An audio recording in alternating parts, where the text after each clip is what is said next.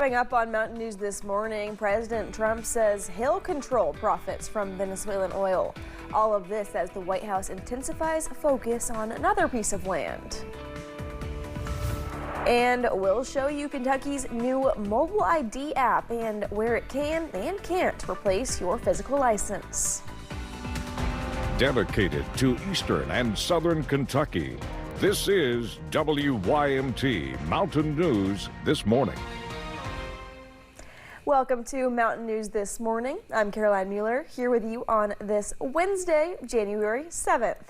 We are inching up on that 5 o'clock hour, so let's check in with meteorologist Megan Decimal for a look at your forecast this morning. Megan, I feel like every day this week it's been a little bit less cold in the morning, which I'm certainly not complaining about. Yeah, that's been the trend. It's been very nice. I mean, this morning I didn't even need my jacket as I went out the door, and that may be the case for many folks out and about this morning. I mean, we're talking 50s and 40s across Eastern Kentucky. 54 right now in Hazard, Jackson, Boonville, Somerset, 55 in Monticello. Now it is a tad chillier in Middlesboro, 44, but that's still very warm for this time of year. We should be at about 28 degrees. So enjoy those warmer temperatures as you're starting off your day. It'll still drop in temperatures for the next couple of hours, but by the time we head into the afternoon, we'll warm right back up again into a mixture of the low to mid 60s for our southern counties, with our far northern counties looking at a mixture of the mid to upper 50s. Now the good news is we're going to be looking nice and mostly sunny, which will make those temperatures feel even better. But for our far southwestern counties, we're starting to see some fog starting to creep up over the next couple of hours, so keep that in mind as you're beginning off your day. Caroline. Sounds good, Megan. Thank you. The London Police Department is asking for your help. Take a look at your screen. The department is asking for the public's assistance identifying the owner of this vehicle. Investigators say it's in reference to an incident that happened yesterday at the Commonwealth Attorney's Office. If you have any information, please contact the London Police Department. Days after the dramatic capture of former Venezuelan leader Nicolas Maduro and his wife, some lawmakers have expressed concerns over what comes next for Venezuela. In a social media post, President Trump said Venezuela will be turning over between 30 and 50 million barrels of sanctioned oil to the U.S. to be sold at market price. Meanwhile, the White House is also renewing its push to control Greenland.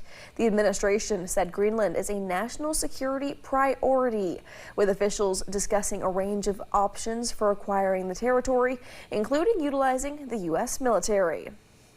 We've got a lot of oil to drill, which is going to bring down oil prices even further. The potential of that oil reserve for Venezuela and the American people is unlimited. Today, Trump administration officials are expected to return to Capitol Hill to brief more lawmakers on the Venezuela operation. The 2026 legislative session is underway. On the agenda, a new 2-year spending plan along with several other bills, including one that would crack down on distracted driving.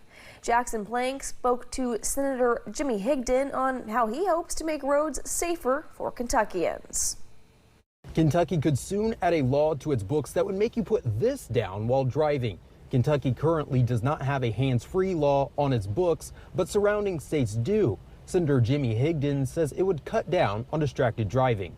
If we're making Kentucky roads safer, I need to be one of the spokesmen to say, we have some bad habits. We need to clean them up because they're costing people their lives.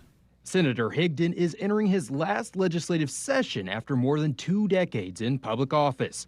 But before he goes, the Senate Transportation Committee chair has one piece of legislation in particular that he wants to see become law. This legislation's been around for years, where different ones in the House and the Senate have filed this bill. And so my goal this year, in my final year in the General Assembly, is to get it across the finish line. Higdon's phone down bill comes 2 years after a 2-year-old Louisville girl, Kimberly Burns, was killed in a car crash. Authorities believe the other driver was speeding and was distracted. Higdon says Burns' mother has played a large role in advocating for the legislation. This is a bill that I think is very important that we pass and get people to be conscious of the dangers of driving distracted. The bill would expand upon Kentucky's existing texting ban. It would make using nearly all mobile devices illegal while driving, while allowing exemptions for GPS navigation, emergencies, and law enforcement. Meanwhile, the mother of the child says her daughter was not just a statistic on paper and believes the legislation could help save future lives. 99% of Kentuckians are law-abiding citizens, and if the law says you don't talk on your cell phone, I believe that the majority of Kentuckians will follow that. Reporting in Frankfort, Jackson Plank, WKYT.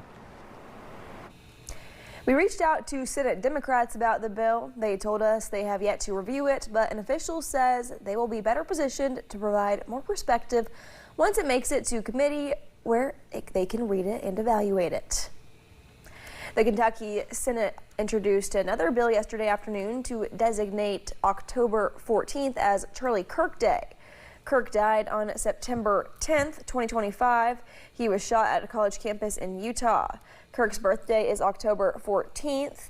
The bill is sponsored by two Republicans, Senator Steve Rawlings and Senator Lindsey Tichenor. Another topic on lawmakers' minds will be artificial intelligence. Many Kentuckians have voiced their concerns over the development of data centers. Last year, rezoning efforts to build data centers in Oldham and Meade counties failed. Republican Senator Jay Williams says it's a tough sell, but he views data centers as a chance to create jobs.